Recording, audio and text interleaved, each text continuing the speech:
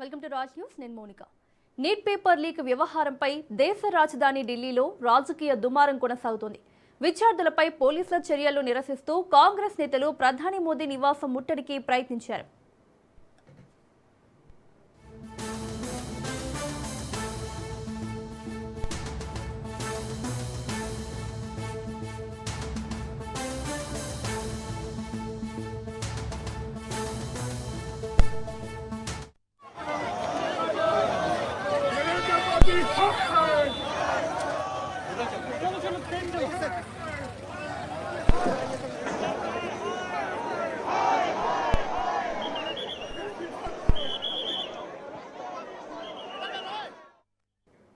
లోక్సభ ప్రతిపక్ష నేత రాహుల్ గాంధీ, ప్రియాంక గాంధీ, కాంగ్రెస్ అధ్యక్షుడు మల్లికార్జున ఖర్గే సహా పలువురు కాంగ్రెస్ నేతలు పాదయాత్రగా లోక్ కళ్యాణ్ మార్గ్ వైపు వెళ్లగా పోలీసులు అడ్డుకున్నారు.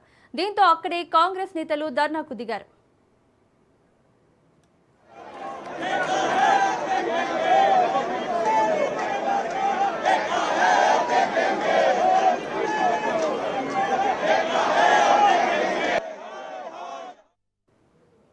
నిరసనలో భాగంగా కాంగ్రెస్ నేతలు చేతులకు ప్లాస్టిక్ ట్యాగ్లు కట్టుకుని తమ నిరసనను తెలిపారు. రాహుల్ గాంధీకి పోలీసులకు మధ్య వాగ్వాదం చోటు చేసుకోగా పలువురు కాంగ్రెస్ ఎంపీలను పోలీసులు అదుపులోకి తీసుకున్నారు.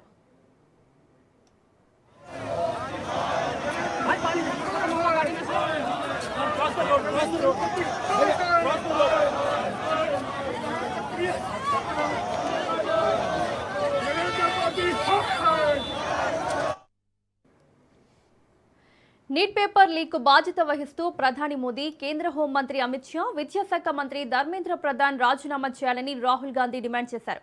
మరోవైపు ఆందోళనలో గాయపడిన విద్యార్థులను రాహుల్, ప్రియాంక గాంధీ ఆసుపత్రికి వెళ్లి పరామర్శించారు.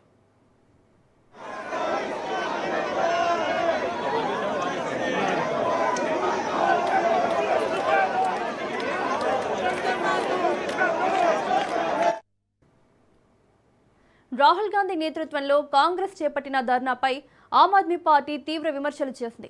కాంగ్రెస్ నిరసన వెనుక బీజేపీ హస్తముందని ఆప్ ఆరోపించింది.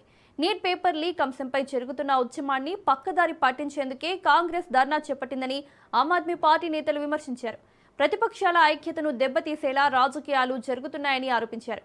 నీటి వివాదంపై కేంద్ర ప్రభుత్వంపై ఒత్తిడి పెంచేందుకు కాంగ్రెస్ చేస్తున్న ఆందోళనలపై ఆప్ చేసిన ఈ వ్యాఖ్యలు ఇప్పుడు రాజకీయ వర్గాల్లో చర్చనీయాంశంగా మారాయి.